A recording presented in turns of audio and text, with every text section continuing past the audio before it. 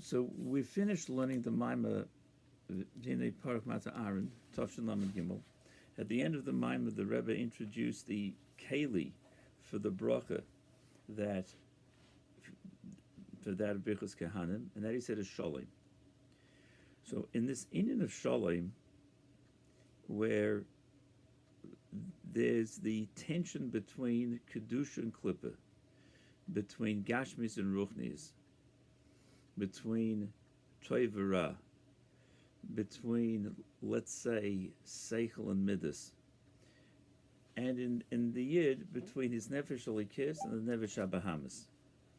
As the Nefesh Elikis is a Nefesh of Kedusha, and the Nefesh HaBahamas is a Nefesh of Klippa. Nefesh meaning a whole life, as opposed to Yetzer Toiv and Yetzer Hara, where it's just a Yetzer, a wish, a desire, a pull towards Toiv or towards Ra, towards Hashem or towards Klippa. Here, the Nefesh Elikis is what does the person identify with? Who is he? What is he living with? So it could be by a regular person. And you have the three dargas that the Alter Rebbe brings from the Gemara. He brings in the beginning of Tanya, Tzaddik, Beinani, and Rasha. That the Beinani is living basically with his Nefesh HaBahamas, which is the feeling of self, the ego, that I'm here. I need to live. It's not necessarily nasty or against other people with a lack of tolerance. I'm here to live. I need to exist. And so there's the drive to exist, to eat, to sleep, to have money, to be a person, to have value, to be part of a community. There's a self-preservation. All this drive is from Nefesh HaBahamas. A Yid has one of these, and every human being has one. Just it's a matter of what level of klippa, how full of self is it. Parenthetically, the Nefesh HaBahamas of a Yid comes from klippas noiga, and so therefore we have fallen midas toivus, rachmanim, baishonim, and grim lechsodim. We have these caring for other people is in nature, naturally mitzat the Nefesh HaBahamas. Nefesh Elikis that shines through in the tzaddik, but every Yid has it, is a life of kedusha, learning Torah, doing mitzvahs, at being attached to Hashem, davening, helping other Yidden. This is and what do they live with? And they look at the body as something secondary. As Hillel said to his students, says, hang on a sec, I got to go and take care of the poor person that's here. And they looked around and they didn't see anybody. He says, he means my body. He looked at his body as a secondary thing of his life. I got to go take care of it. The one who, the Beinani, or the one who's Nefesh HaBahamas is what he lives with and identifies with. That's then it's the opposite. The Nefesh Elikis, I got to spend time learning. I got to go to daven. It's not a natural pull. It's something he goes to do, and we try and develop that feeling closest to Nefesh Elikis. So this is what we call a battle. It's the battleground. With whom am I living the most? Within who's in the body? What's my outlook? And so the tzaddik has been able to refine the Nefesh HaBahamas, that his life-giving energy, that which gives him life, flows through the Nefesh Elikis into his body, through the Nefesh HaBahamas. The language of the Gemara, and the Alter Rebbe brings it in the beginning of Tanya, Nefesh ha'adam bedami. The life-giving energy of the person is in the blood, which is the keli for the Nefesh HaBahamas. By the tzaddik, this has been turned into the Nefesh Elikis. So the Nefesh Elikis is actually giving him his life-giving energy in his guf. Mashenkein, the average person, the Beinani, the dargas of Beinani, Zem Midas Kol Adam, he's living out of his Nefesh HaBahamas. And so you've got we have this struggle between Nefesh and Nefesh HaBahamas, and in general, it's the Gashmis and Ruchnis struggle. When a person's pulled in one direction, but he knows and understands and believes that there's something higher. So there's a famous Torah of the Baal Shem Tov, and it's in Pashas Mishpatim, and he says, it's on the pasuk Kisira Chameir. Chameir, when you look at your donkey, what's the donkey? The donkey refers to the materialism of the person, his body. So Baal Shem Tov says, when you carefully examine your materiality, your body, you will see that tira soinacha. You will see that it's soinacha. It despises you. It hates you. What's that? The body is not looking for godliness. It's the opposite. It's soinacha. It's your enemy. In that, for what's the enemy of? Your nefesh elikis, because the nefesh elikis longs for Hashem and ruchnias, and you will see even more as the pasuk goes on. Roivetz tachas masoi. It is lying under its burden, placed upon it the body by Hashem, that it should become refined through Torah mitzvahs, but the body is lazy to fulfill that. So this is a reflection of what we're made up of. Nefesh elikis wants to serve Hashem. There's a job to do with the body in the Olam Hazeh, and the only place you can do mitzvahs is here in the Olam Hazeh while we're alive. The neshama above in Gan Eden and all the malachim, they don't have mitzvahs. Mitzvahs is dakim dvarim gashmim that you need a body for. As I say, when a person's soul leaves the body, he becomes a nobody.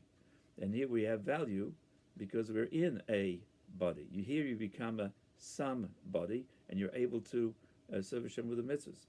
So then, what would one think is the process in order to help to overcome this problem?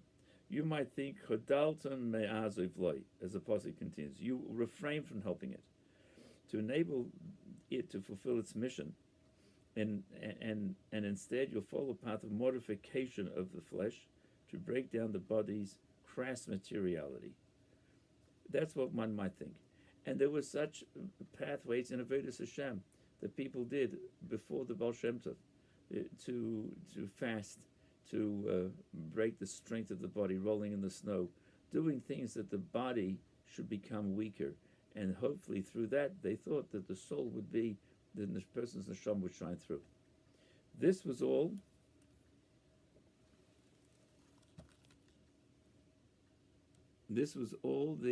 a possibility of what people thought would be a way to help the ruchnis of the body shine, the ruchnis of the neshama shine through, and put down the body. So as the Baal Shem Tov says, no, it's not the approach, and many had that approach before his galus of the Baal Shem Tov. He says no. On the contrary, aziv taziv imoy. You must. This is not the approach to the light through which the light of the Torah and Ilkus will come through. Rather, aziv taziv imoy. You must aid it, purify the body and refine it, but don't break it by any types of mortifications. Bring out the godliness that there is in the neshama. Use the body out and refine the body in this way. This is, I'm quoting from the Torah of the Baal Shem Tov. It's in the Hayom Yom on Chof Shvat. There's a note that explains that there was indeed a method of subordinating the body through afflicting it with ascetic practices, but the Baal Shem Tov rejected this path. In other words, when he revealed his Torahs in the beginning of the 1700s, one of the focus was to give a path in how to serve Hashem. This struggle between good and bad and within the person and within the world, has always been an issue since Golus has started for 2,000 years. And so people were struggling with different approaches. So he introduced this new approach. It's a new focus. He saw the body not as an obstacle to the spirit, something intrinsically evil and ungodly. He saw it not so, but as a potential vehicle for the spiritual, a means for the soul to attain heights otherwise inaccessible. So the body could become a friend. You can't lean into the body and give into all the physical whims and wills of the body. The enemy, meaning the body, which is intrinsically drawn towards the physical, is to be transformed into an ally, an instrument. And in great measure, the mitzvahs employ the absolute physical matter to fulfill Hashem's will, like you have leather for tefillin, the wool for tzitzis, etc. And so this is the means through which the neshama can actually reach a higher level through being in the body. And so there's a very interesting note that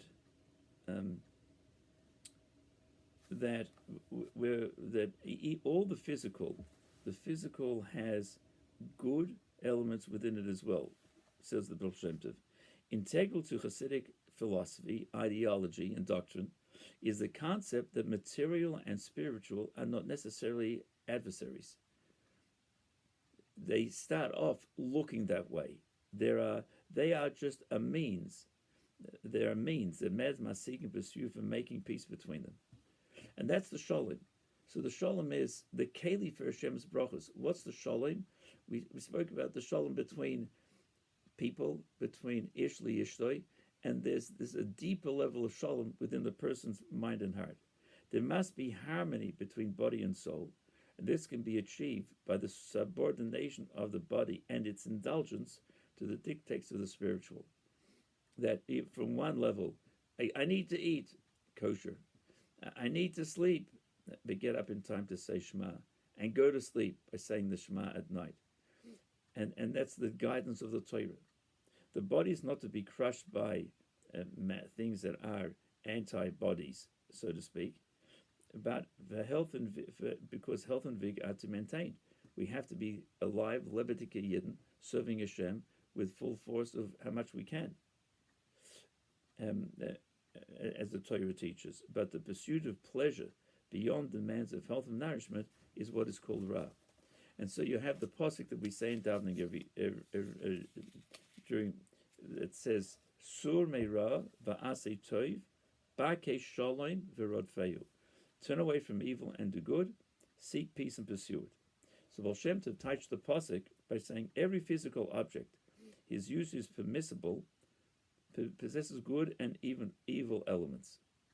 The material element is evil, and meaning non-godly, falls you down into the physical only, worldly values. The godly life force that gives it existence is good. The person utilizing the physical object must turn from the evil, meaning not desire the physical pleasure, which is its materiality, and asay tov, do good. He should desire to be nourished and supported by the godly vitality in that object. How can I serve Hashem with that? Through food, shelter, business, money, the person's able to live. For what purpose? To connect to Hashem, not just to amass physical possessions or to indulge in physical pleasures. Seek peace and pursue it. Ba'kei shalom v'rodfei. Seek shalom. Whoever fulfills, turn away from even the good, must seek and pursue the means for making peace, shalom, between the physical and the godly life force that vitalizes it. And so this is the keli, this avodah of serving Hashem with this way, this is the keli that brings down the bracha. That's the keli for Hashem, as He wants to give the bracha in the form of the brichos kahanim, in abundance for everything that we need, in all three levels of bonachayim mazayna. It comes down without being blocked on the way down through the ruchnistic worlds, and it comes down in a way of a tremendous abundance.